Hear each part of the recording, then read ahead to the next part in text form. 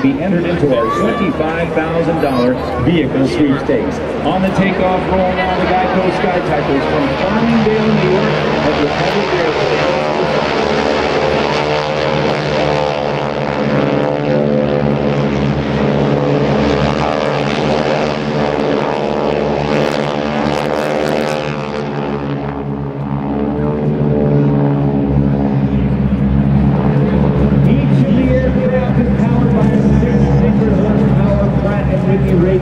We'll tell you more about that in a little bit. I just was approached by one of the members of the Thunderbirds team. We've got some pieces of paper and some trash that's getting blown out into the flight line area. And that those pieces of trash now become something known as established in 1936. GEICO has spent 73 years providing government and military personnel with the best possible insurance coverage. GEICO and the GEICO Skytypers would like to recognize all the government and military personnel, many of whom are GEICO customers. This relationship, ladies and gentlemen, is as important as the height of the formations you will see here today. Ladies and gentlemen, over your shoulders, stand by, smoke, ready,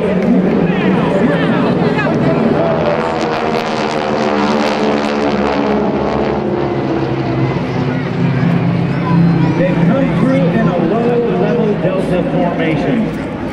One of the most basic formations taught to all military pilots. The 6 aircraft act as one, allowing large numbers of aircraft to fly through the sky.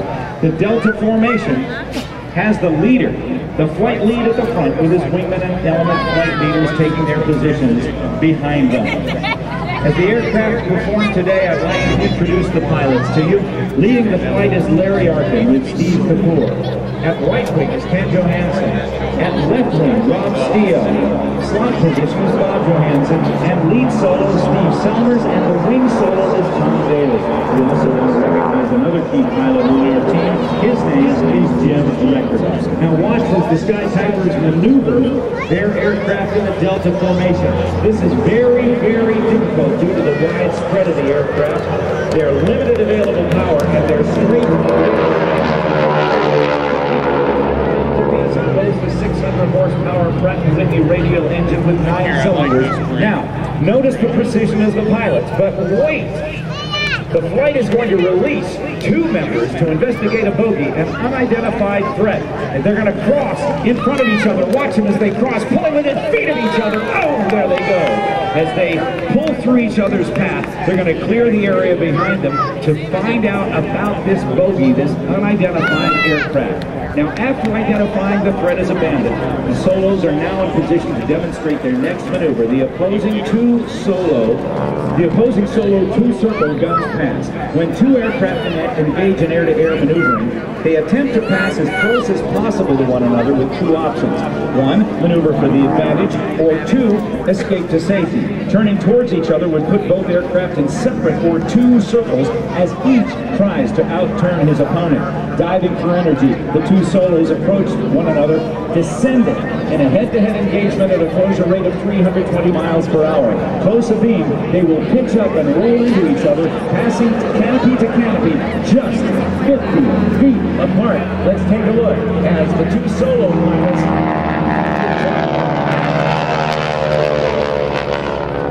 That's Steve.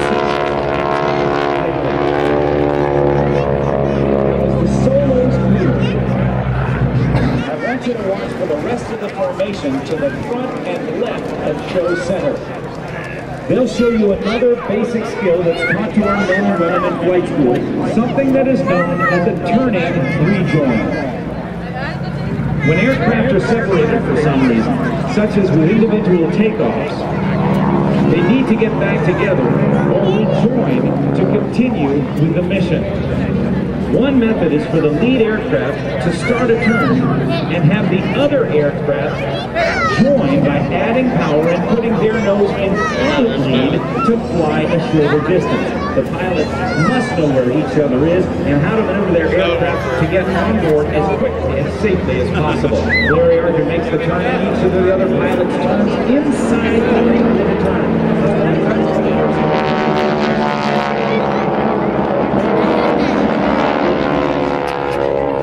Today, they're going to rejoin into a diamond formation.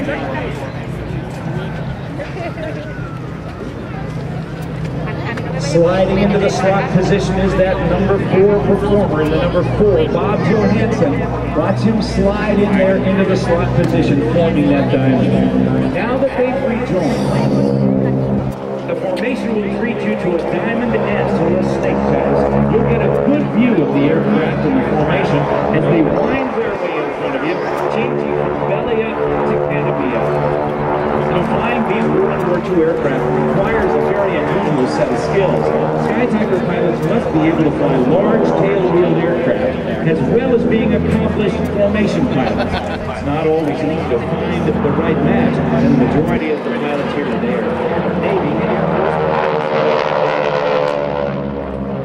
Please focus your attention once again as the solos come head-to-head from both the right and the left for the solo one-circle guns pass. The difference between this and a two-circle pass is that both aircraft will turn in the same direction.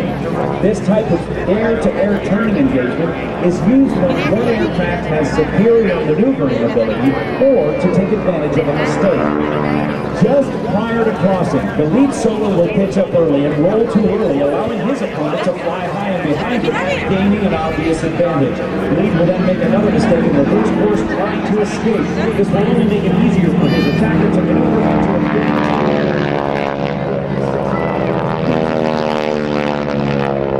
the lead solo, watch him as he starts his turn to the left, trying to escape. And that's going to allow the other pilot to close in on him and fire some guns. As you can see him pumping the smoke there, indicating he's firing his guns at the lead solo. Watch as lead tries to jink or stay out of trouble. But as the guns are on him, the lead will now pop smoke, indicating a simulated hit.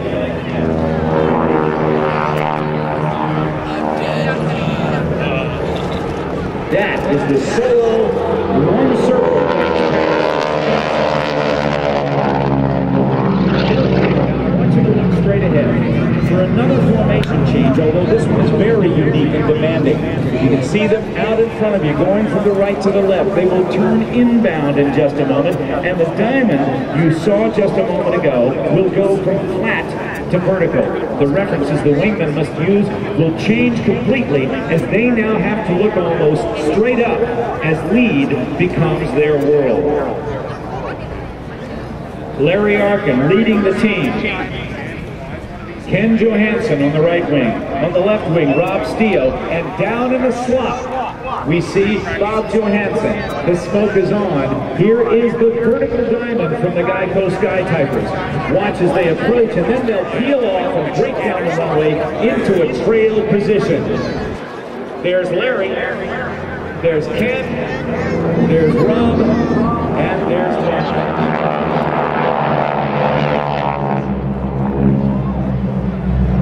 Now, if you look straight ahead again, this time you'll see the solos with smoke on approaching from a simulated bomb run. To attack a target, sometimes you have to stay low under radar coverage, fly to a point that's been predetermined and pre-identified through map study, pull up sharply, acquire the target, and then gain enough altitude to drop your bomb. Oh, and that's not all. Different climb angles and attack directions help confuse the gunners on the ground. This is the solos bomb run. The maneuver they just did is known as a pop-up.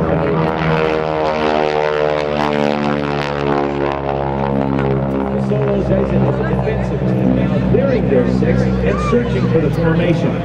In the military, a flight of two aircraft is the smallest element to fly. They provide mutual support for each other while accomplishing other duties to complete the mission. This is a very tough formation to maintain because any movement gets magnified as you get farther out from lead.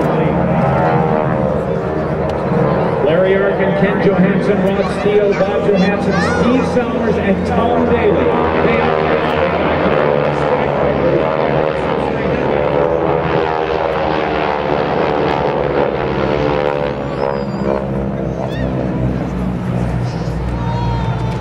exiting to your left, slightly will reform the squadron with yet another rejoin. And this time into the GEICO Skytypers, we thank you men and women of the U.S. military and salute you with our unique formation. Ladies and gentlemen, this is the GEICO Skytypers fan formation. Let's watch as this formation gets ready for smoke on and fans out. These beautifully restored World War II trainers, the GEICO Skytypers fan pass.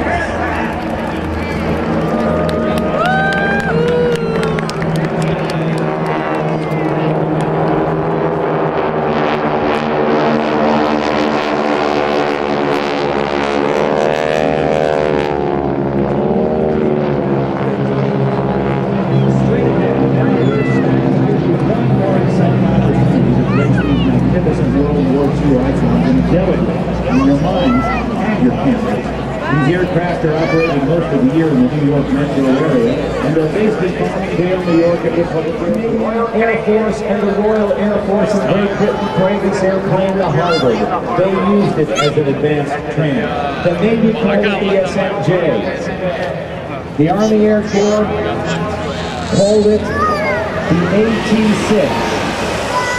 Regardless, it's still the 600 horsepower Texan flown today by the GEICO Skytypers. Watch for the pitch up. There's Larry.